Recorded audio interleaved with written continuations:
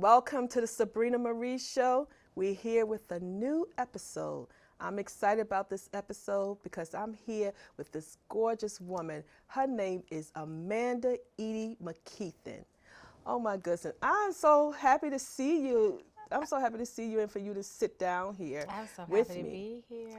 Well, Amanda is a very important woman because she does so many things, but the thing that she does the most is ghostwriting. She has a new book out. It's called Secure, a woman's playbook to a life of stability. And she's also a writing coach, a creative consultant. She's the CEO of the literary enthusiastic creative firm. You do so many things. So much, probably too much. Well, I'm excited to be able to talk to you. And I want to talk to you about your journey to how you even got to writing. Okay. You know, I want to start from the beginning. Okay. Have you always been into journalism or writing or anything like that as a youth? Yes, I can remember being in the third grade, right? Third? 8 years old. And I was author of the week and I was author of the month and I was excited about that. Like I would always just write these little stories and I would share it with my teacher. And we had this program and it was like, okay, who could be, if your story was chosen, they would put it on the bulletin board and you'll be author of the week. And then, you know, eventually you could win the big thing, which was author of the month. And I got that all the time. Wow. All the time. So you telling me at such a young age, you just had a love for writing? I mean, did. was you a big reader or something? I was. Okay. I was. So your imagination used to go, wow. All the time. I always had characters in my head, like just, you know, just trying to escape, you know. I come up with stories just even now as an adult, you know, just in my head, just constantly. Oh, I can come up with this and this person can do this and this person can do this. Just constantly, just how I've always been. Okay, so moving on from that age, what made you decide to keep with it? Well, at 17, my dad asked me, I was a little rebellious and, you know, just very creative. My parents were young parents and, you know, they just had a trouble understanding me and my creative nature. I was always reading, always writing, but always trying to figure out who I was. And I would get into stuff and do different things. And my dad, I never forget, one day he was like, what is it that you want to do with yourself when you get older? I was 17. I said, I just want to be a writer. And he said, well, how are you going to make that happen? And Sabrina, I had no idea. Didn't know anything about the profession of writing. I just thought that, okay, my stuff is good. People would always say, oh, Amanda, you're just so great with words. And I felt like I could make a career out of it. But I continued to write. And in 2010, I published my first book, Cheyenne the Cat. Okay, so wait, 17 years old. Yes. 17 years old. You knew that you wanted to write. Did you think about going to school for No. it or anything? Well, no, that's not true. I did think about going to school for it. I went to Virginia Union my freshman year, and I majored in, like, my freshman year. I was like, okay, I want to do English education. I wanted to be an English teacher because the whole writing thing and just my love for writing and reading, I had an amazing English teacher, Mrs. Griffin. I'll never forget. I had her in 9th grade and 12th grade, and she inspired me so much. Yes, you know, she was a writer, but also she was a teacher. I was like, oh, I'm going to be just like Miss Griffin. And so when I went to Union, that's what I majored in. But then I was going through the process, and I was only there at Union for my freshman year. going through the process, I realized that I at a young age that I can't really handle the big kids because English education, I would have to. I'm little. I had to do middle school and high school, and I was just intimidated. Not as confident as I am now. And I was like, no, that's not gonna work. That's not gonna work. So I changed my major to elementary education. I went to Virginia State. So you always wanted to be in education? Yes, in some way, shape, or form. Yes, I did. Okay, I did. okay. So moving on from 17. Yeah, moving on for 17. I just kept with it. But I wasn't doing anything like I didn't publish anything. I was just writing. Were you writing for other people at this time? Nope, I wasn't. Oh, okay. I was just doing poetry, my own stuff, and just leaving it in on my computer. I'll never forget what made me decide to publish a book in 2010. My baby brother was in baby brother wasn't in school yet, but my sister was in school, and him and I went to go visit my sister at George Mason University, and I had my computer with me, and I said, you know what? His name is Aaron. I said, Aaron, I have this children's story on my computer, and I really want to publish it, but I don't know nothing about it. Children's story? Yeah, Shine the Cat. That's what Shine the Cat is. It because a cat. Yes, I mean, because I was teaching. Okay, like how did you like? Yes, because I was teaching. And the whole Cheyenne the Cat thing. See, that's a story in itself. Yeah, that's my daughter's middle name. Really? Nirvana Cheyenne. Oh, I love Cheyenne. I love it. There was a cat in our apartment complex, and my kids and the cat used to always come to our door, and we would. So it was a real cat. Yes, it was a real cat back then. Okay. It was a real cat. Okay, I'm like, where did you? That was the inspiration, and so the cat, we would always feed her, and we just decided to name her Cheyenne. Oh. And so when I decided to come up with a children's story, it just happens to be Cheyenne the Cat. But the thing about Cheyenne the Cat was, back then I used to always say that I write my life. And so Cheyenne loved her dad. I really was just like in a space back then where my dad could do no wrong. All I wanted to do was please him. So Cheyenne was really about you. Cheyenne was really about me. Oh, yeah. See? Yeah. Mm-hmm. We're definitely going to talk. Cheyenne was really about me, but I made it in a way.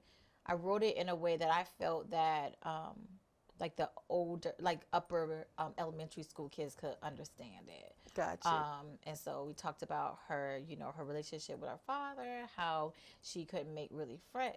She was different from other animals in the forest, and how she had to learn how to, connect with other animals and stuff. So I took them all on a journey. But you're right, majority of it was about me, and I published that. That was my first book, and I published it in 2010.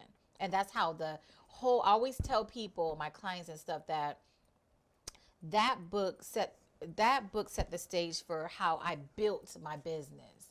Because if I hadn't written that book, if I didn't, I just take a chance on me, then I wouldn't be where I am today. I have 10 books that I've read, and I've ghostwritten a lot. 10 books? Yes. Oh, we have a journey. 10 books? Yes. 10. I have 2 and I quit. I'm like, I never said I was a journalist.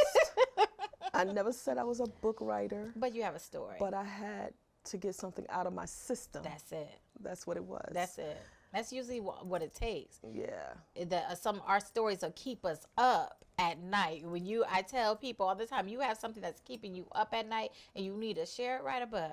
It don't have to be super long, but release it in some way, and it will bless somebody else. So did you find that you had success with the first book, or did you self-publish that? I've self-published every title. Oh, wow. Every title. What made you decide that you just want to self-title instead of going to a publisher or a company? Honestly, I had to learn it because back then I knew nothing about the writing and publishing industry. And so I had to do the research. And I did send because I felt, this is the best children's book ever. And I was a teacher, and I wanted to be in the Scholastic Book Fair. And so I actually reached out. I did my research. I was able to reach out to Scholastic, and they told me that in order for me to get into Scholastic, I would need to have a literary agent. Literary agents typically don't they don't reach out to you or connect with you unless you have a brand, unless you've already established a brand. Back then, I hadn't a brand. I didn't have a brand. I was a teacher. Got I was you. just getting started. Got you. And so, it's been 13 years and I have established a brand as a literary enthusiast. My ultimate goal is to be able to go to a traditional publisher with a story or whatever, whether it's a children's story or whatever, and they can look back, they can Google me, they can look back and see all the work that I've done on my own without a literary agent, without a traditional publisher. I had to learn that. And so when I tell people all the time, like, you got to be invested. If this is your writing, if you really want to do this writing journey, you're going to have to be invested. It takes work. A traditional publisher is not going to, like Random House, Scholastic, they're not going to come looking for you just because. You got to have something for them to look for. Got you. That makes sense. That makes sense. So, 17, you wrote your first book. Well, no, I did at 17. I said I wanted to be a writer, but in 2010. 2010. So that was how old I was 27. Oh, I wasn't trying to tell your Yeah. age. I wasn't going to try to tell your age. Yeah, that's okay. It's okay. I was 27. Well, okay, so you didn't write your book until you was 17 years later. Within that time period, 17 to 27, before you start writing, you were teaching? I was teaching. Okay, so you was doing that full time. Yes. And then you said, okay, I'm going to go ahead and put this book out. How long before did you put your next book out? Oh, I started doing it back to back to What? back. Yes. So I think like my next book I published maybe about a year or two late, not about a year later, and then I had another book like 2 years later, and so I constantly was putting something out. But during that time, this is when it comes to the whole business thing, because during that time, people started to reach out to me and say, Amanda, can you do this? Can you write this for me? Hadn't written anything for anybody, but I had a friend who asked me if I could write an essay for her for school. And I said, okay, I'll try. And so I did it, and she was able to get into the program because of my essay. Then it went from the essay to people reaching out to me for bios, man, and then it started, people started to reach out to me about editing. And then I started editing people's work. By then I was like, you know what, I could turn this thing into a business. And so at first it was a creative solution, and then I changed it to the Literary Enthusiast Creative Firm. I didn't really get serious about my business, like not, like really promoting and stuff like that until the pandemic happened. Ooh, really?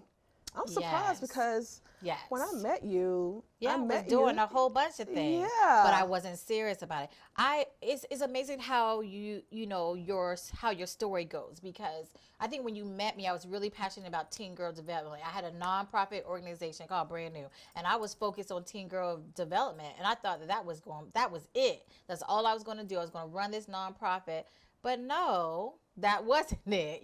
As I got older and healed from some of the stuff, because there was a reason why I was doing the nonprofit organization. It was because I wanted to be a safe space for teen girls, because I didn't have a safe space. That makes sense. And I was a teen girl. So as I started to evolve and heal, it was like, okay, so let's pivot.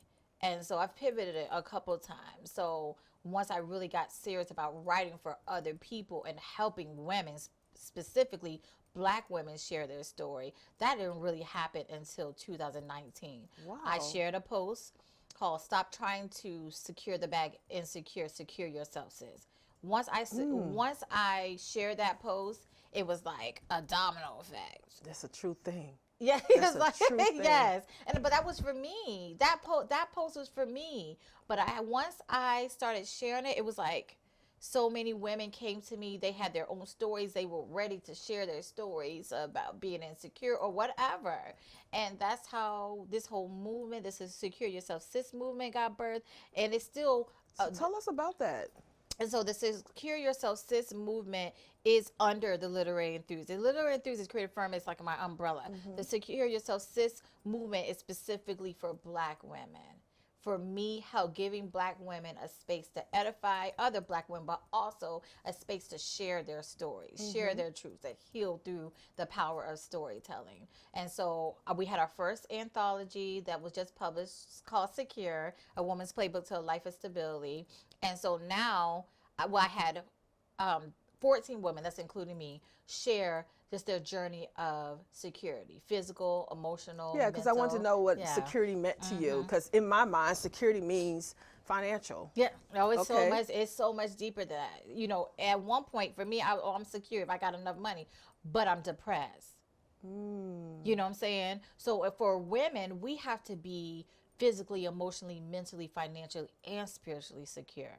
And it's a process. It doesn't just end. It's a constant process. As I'm growing, the woman I'm 42, so 10 years ago, I I'm not that same woman. You Right. know what I'm saying? 10 years from now, I'm not going to be this woman. You know, and there's going to be things that might make me feel insecure. So we constantly have to be working on ourselves. And so that's what this movement is about, for me to highlight the ups and downs of Black women, so through the books as well as film.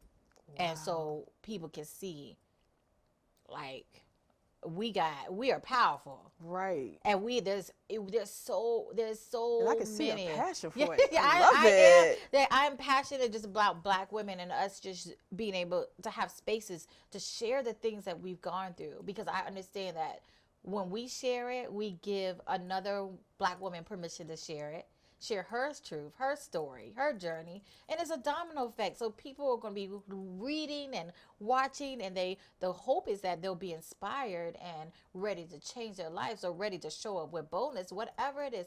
My goal is to creatively change the world, and I do it this way, you know. And so yeah, I could go on and on and on and talk about that. I love that. I love that, because honestly, I was very single-minded when I saw the title. You know, and I guess I'll say what spoke to me. Okay. Because when I saw the word security, I'm like, oh, it's about women being financially secure to be able to take care of themselves. You know, automatically, Right. I just kind of went there because that's the Right. financial part of me Right. too. You know. Me too. But it's good to know that. I definitely got to get into this. Yes. You didn't bring a book with you? You know what? No, I didn't. That's a problem. I need to make sure anybody who's watching this, if you've written, but you should always have books on you. Yeah. Always. I think I have one in my trunk. Always have books on you. I got books in my car. They may not be secure, but I know I have books. It's just like you need to have your stuff with you. You never know who you'll meet, you know? And we'll be right back after this commercial break.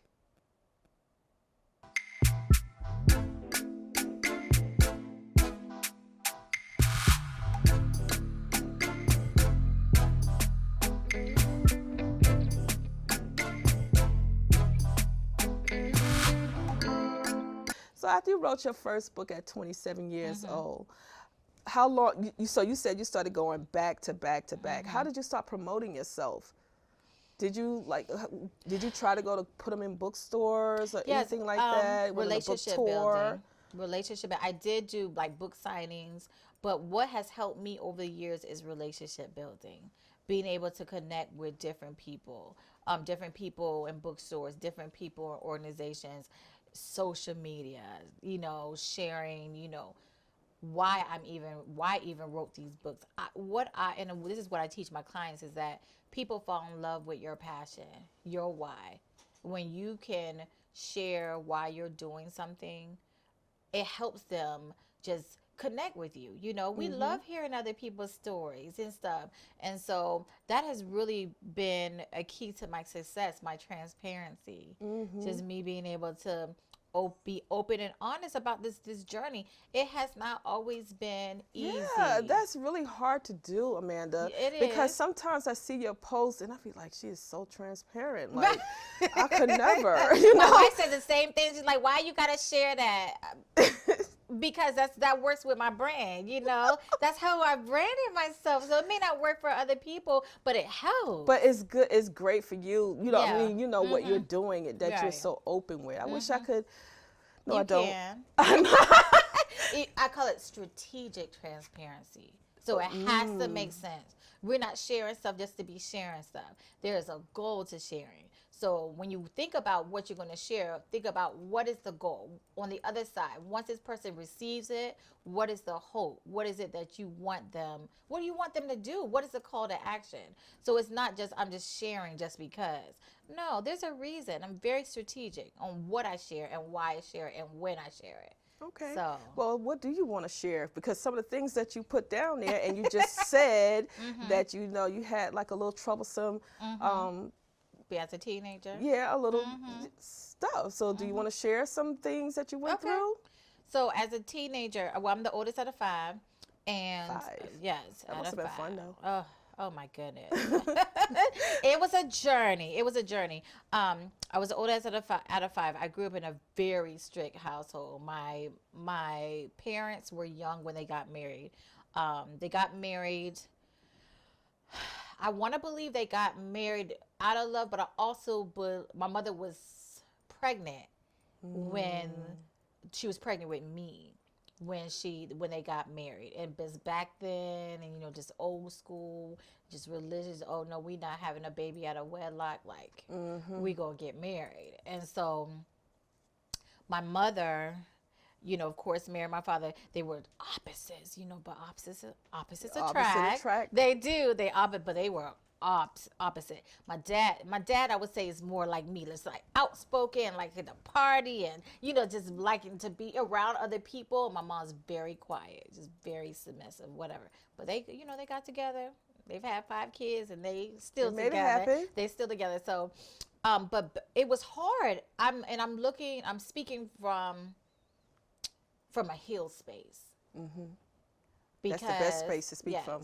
I'm speaking from a healed space because it hit me that when I graduated from high school, my parents were 38 years old.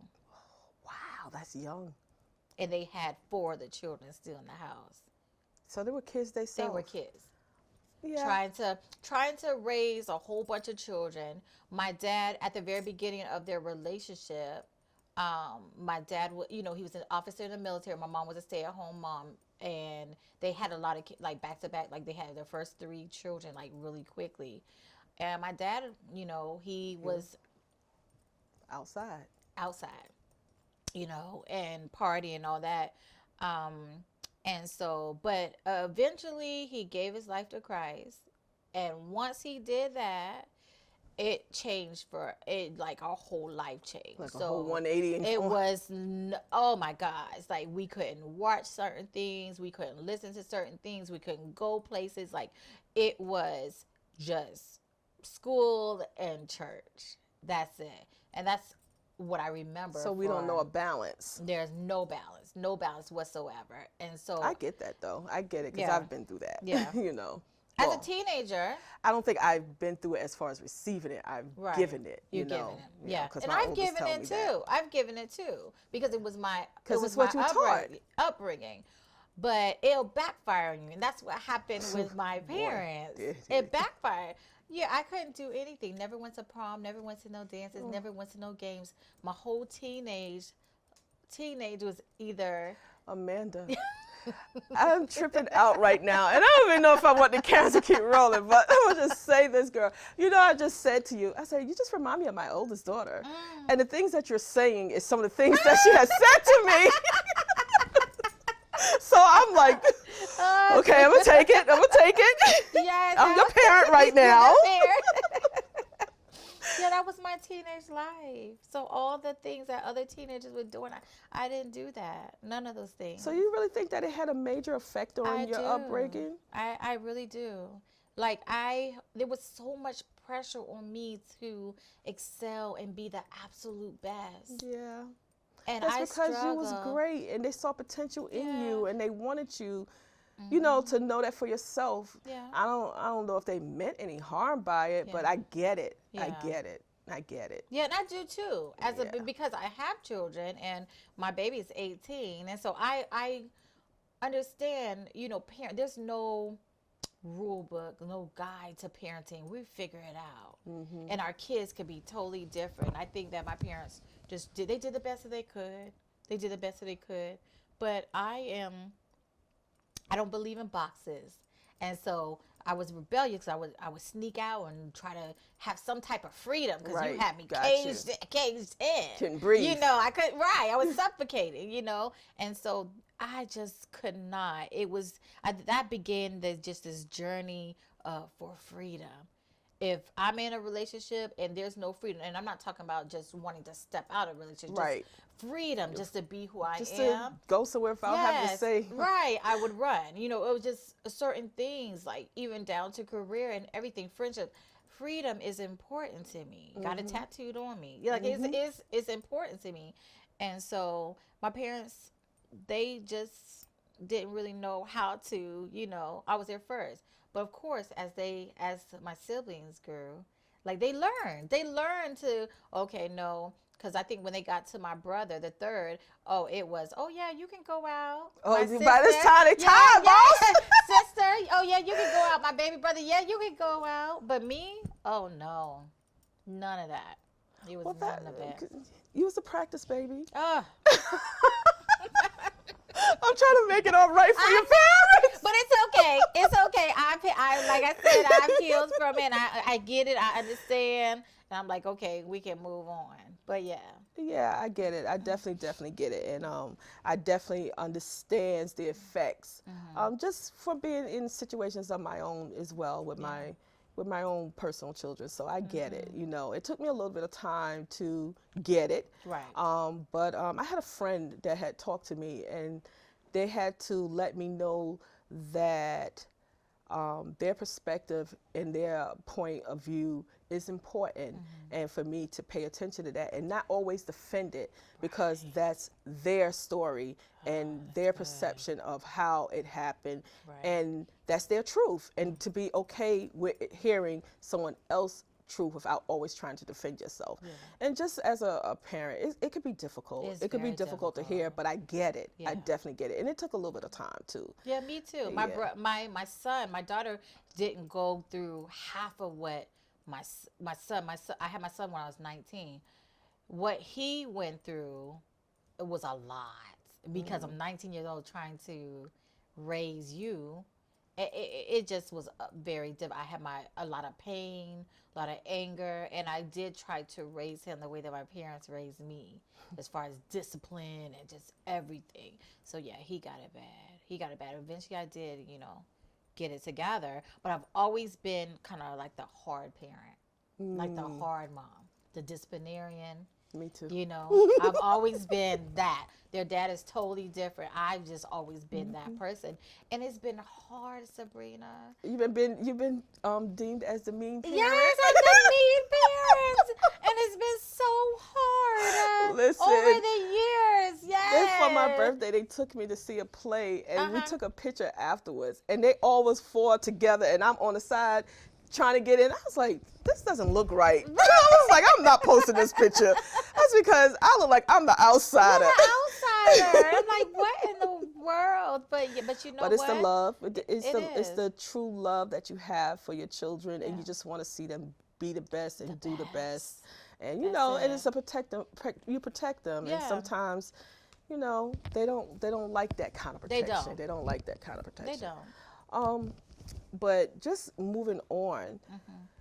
So you did your first book. Your second book came out. Did you find that you have a lot of support from your family by this time? No.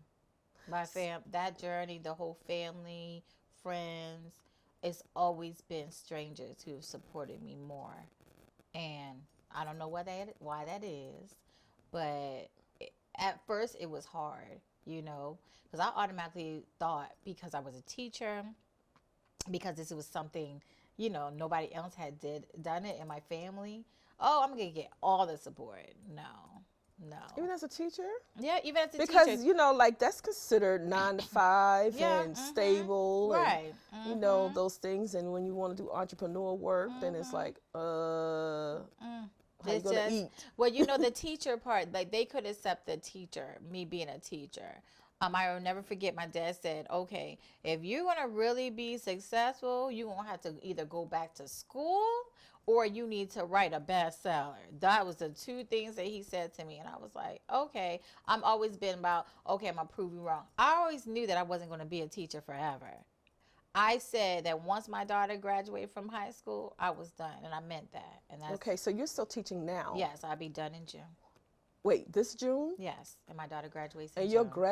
you're retiring from this business? Yes, I'm letting the teacher go so that I can How do focus you on feel being a about creative. that? I'm excited.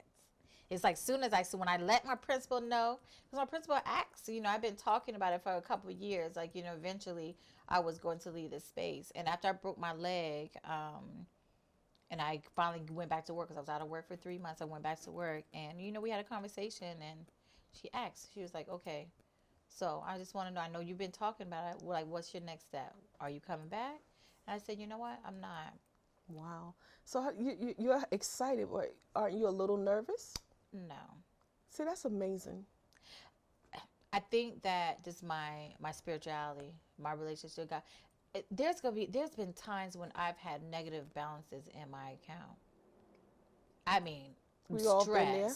stress, praying, and tears. Like, God, I need to eat. I need to feed my kids. You know what I'm saying? Like, I need to put gas in my car. It's just not enough coming in. And God always came through for me. Always. And so I believe that, because I have, some health issues, that I am going to find another space, another job, because I need the benefits. If it was me by myself, I'm a minimalist. I would be like, I probably let everything go and travel and just go from place to place. I write anywhere, and I can, it doesn't take much for me. But I'm not by myself, so I um I know that God's gonna, come through for me. I'm gonna find a job in the communication space, the creative space, because I would like to do that. Communications, marketing, I want to do that. And so I'm doing a career switch. And then also this summer, I am going to really be focusing on my business, being able to do more events and network with different people and take on more clients and stuff like that. Teaching was draining me. And I was there for so many hours and being drained that I couldn't even show up for my business because I was too tired. You know what I'm saying? And so I'm like, no, for me, freedom and having the time is so important. And I believe even if I found a part-time job, just being able to really be in control of my time. So it's yes, the money is important. Yeah. Yes, because we have to live. Right. But it's more about your sanity and your Yes. peace. Yes, it and doing the is. things that you wanted to do. That's it. I said, I like that. Yeah. Because, they ask me about the show sometimes, and I say, I'm doing what I want to do, not what I have to do right now. Yeah. That's a beautiful thing. Yeah, it's so freeing. Yeah, it is. It's definitely freeing. Yeah. So you said you want to get into some film work. Yes. So yes. tell me about your filming. Yes, I am. Oh my God. So we start filming. Secure is a docu-series. Okay. It's 4 episodes that we're gonna have starting off. 4 episodes, and the 13 Black women that were in the anthology, they will be in the docu-series. This and is we're so gonna much be fun. Yes, I'm so excited. This is so I'm much so fun. excited. So we started filming in July. I'm just so excited just to be able to. I know that this is just my life's work, just to do things like this. And it's still storytelling. Yes. Even if I'm not writing, I'm writing a script. Like, I have to have a flow to it, and I get to do Have you ever that. wrote a play? I haven't, but I wrote I can see a you script. doing that. I wrote a script for a short film. I had an opportunity.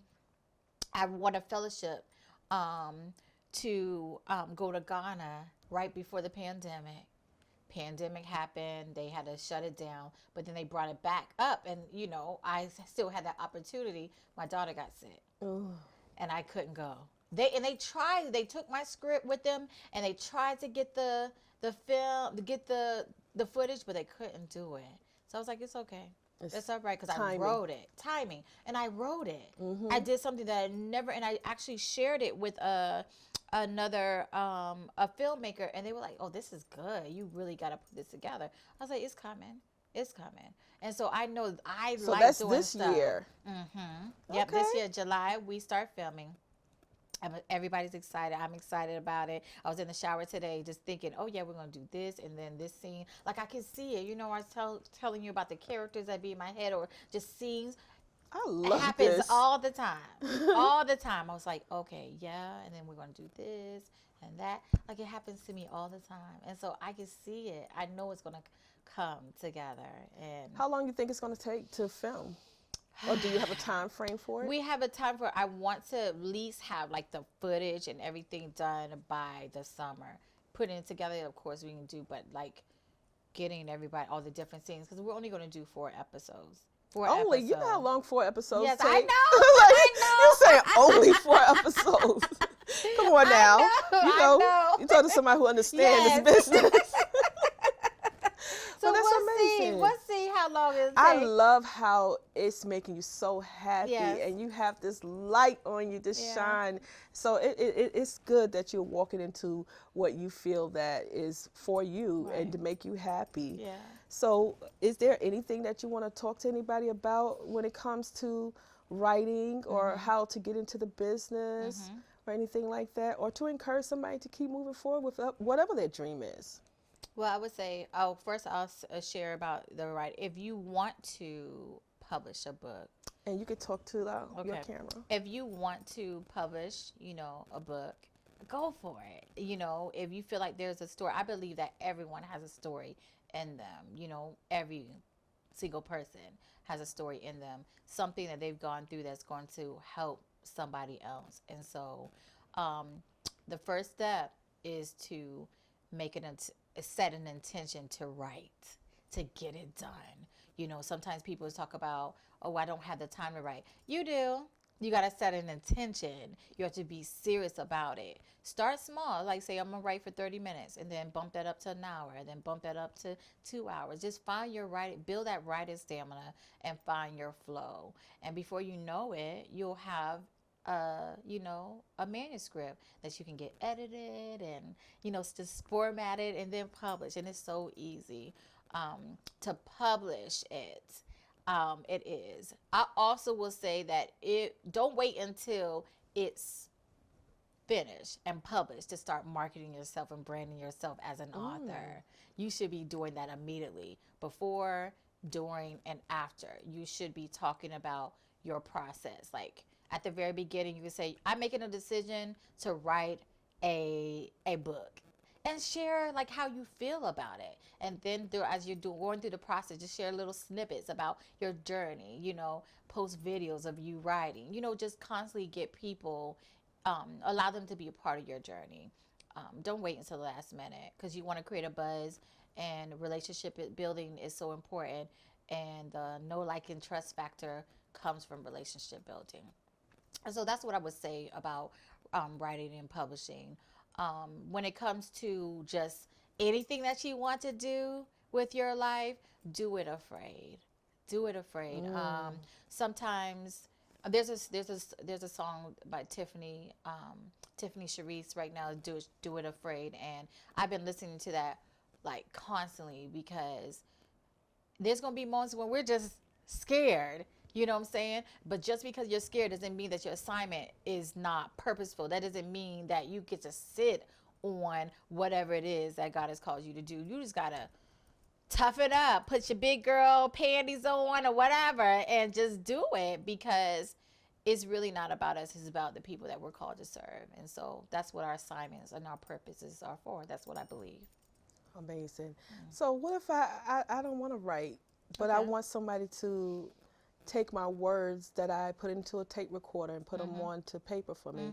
Is that a service that you provide? Yes. So you transcribe. Yes, I can transcribe.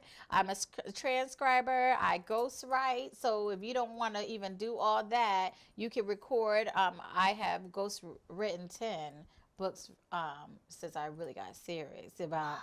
And so she's a serious. Listen, this woman is not a fake writer. She's a serious writer. I'm serious she's a about it. serious author. She's not like some of us who just wrote a book. She's serious about her business. Yes, I am, and serious about helping people, get their books out. And so if you are looking for a ghostwriter, I take you through this whole process. So wait, tell me, what's the difference between a ghostwriter and someone who transcribes? Okay, so for a transcriber, Educate us. transcriber, all we're doing is taking whatever we what said. you say, Are you and just correcting write the it. words? No, we're not correcting nothing. No, what?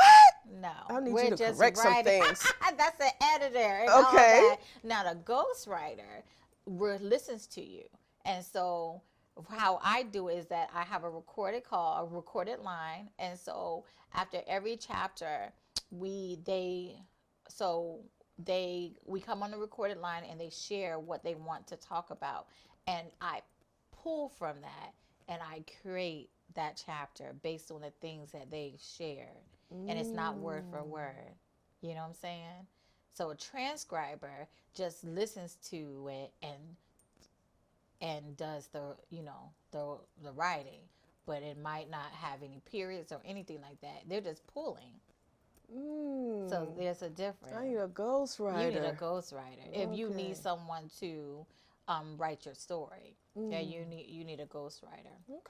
Okay. I see we're getting somewhere. I'm learning something new. I learned something totally new. I need a ghostwriter. You're going to be my ghostwriter. Well, I would love to. So once you go through the ghostwriting process, do you help them through self-publishing? Like, I do you do. walk them through the I whole do. process? I walk them through the whole process if they want me to. Some people are like, oh, you can ghostwrite for me, but I have a publisher.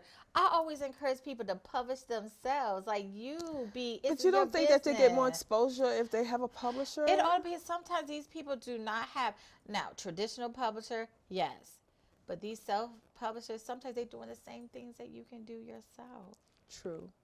But they made it a business. That's called entrepreneurship. Yes, but you are making yourself into a business too. Your book becomes your business. Like, you start. Like, if you want to, I will always tell my clients to self-publish themselves unless they're doing a children's story. But even with that, I love black women business owners. So I'm always like referring people out. If you're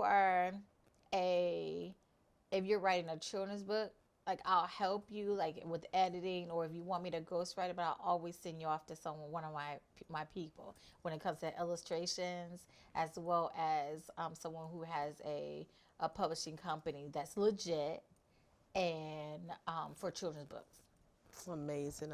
So I do send them off instead of saying, oh no, you can just self-publish yourself. I send them and let them get all that knowledge from them. Oh my God. So you told me what you're seeing for your future and what it looks like, and you're excited about that. I am. And I'm excited for you too. I'm excited for you. And I'm going to really be paying attention to your journey because I love to see you doing your thing. I love to see you telling your story. I think you're very bold. I'm like, I can't do it. I don't know how Amanda get up there and say this.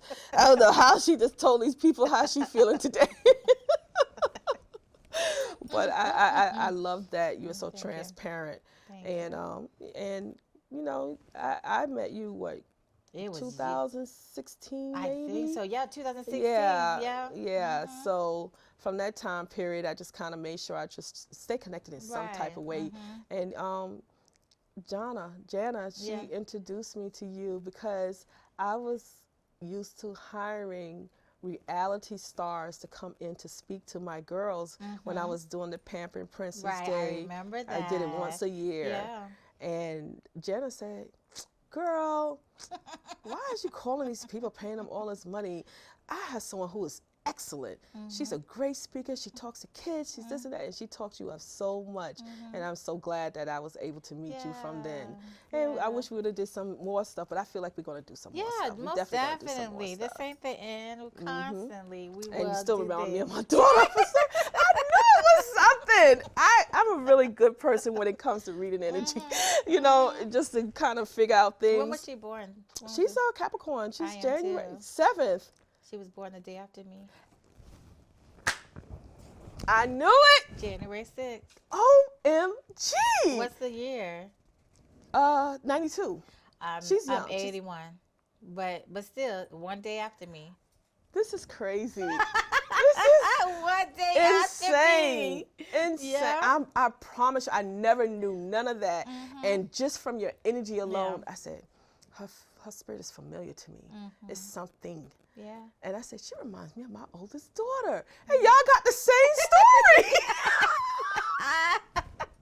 It's so funny. funny because crazy. Oh my not just the goodness. same story as a strict parents, Right. you know, them being Christians and, you know, all that You stuff. said she likes to write and stuff. That She is an excellent writer Oh, my who put it goodness. down. Wow. She put it down. And she wrote a book but never finished it. And I always tell her, I'm like, that book, Yeah.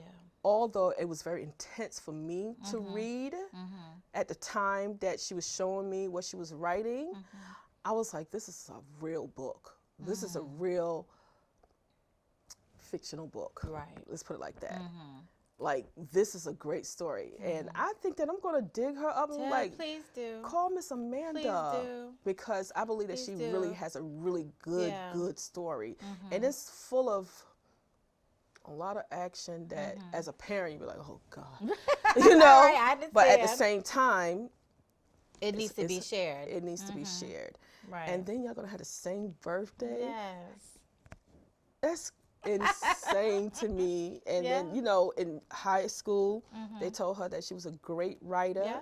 And she started to go in for writing and all that she wanted to be. And she's a big time reader. That's so awesome. I know this energy. Yes. You know, yeah, you know it.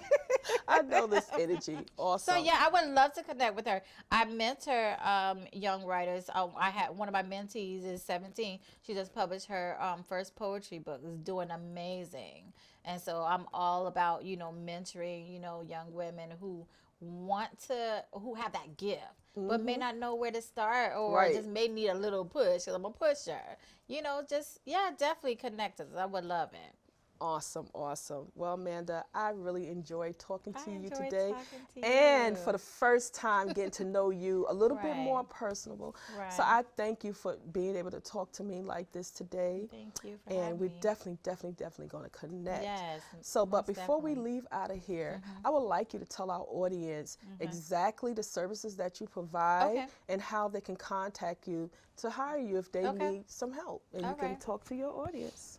Well, you guys, like you know, I'm Amanda Eaddy McKeithan, known as a literary enthusiast, and I teach Black women how to secure themselves and increase their income through the power of storytelling. And I do that through many different ways. I'm a ghostwriter, I'm a writing coach, I'm a creative consultant, and in the creative consultant piece, I could do a lot of different things. If you're a small business owner and you need things written within your business, I can do that for you. Down to social media management, you know, like the captions, if you have emails that needs to be written, FAQs, whatever, these business documents, I can do it for you. You can visit www.amandaeddy.com to learn more about me. I also am looking for women who have a story and would like to be in the second installment of Secure. This second installment is called Secure, a Woman's Playbook to Relationships That Rock. And we are looking for women with relationship stories and not just romantic.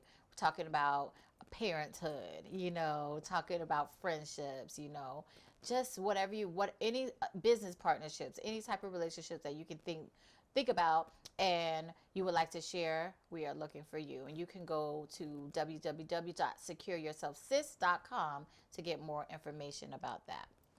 Amazing, amazing. Thank you, Amanda, Thank for you for coming having in, me. talking to me. I No really problem. appreciate you. And guys, make sure you connect with her. I am looking forward to connecting with her with some personal things that we need to talk about after the filming Yes. of today. But as you go on with your journey, guys, remember, never let them see you sweat.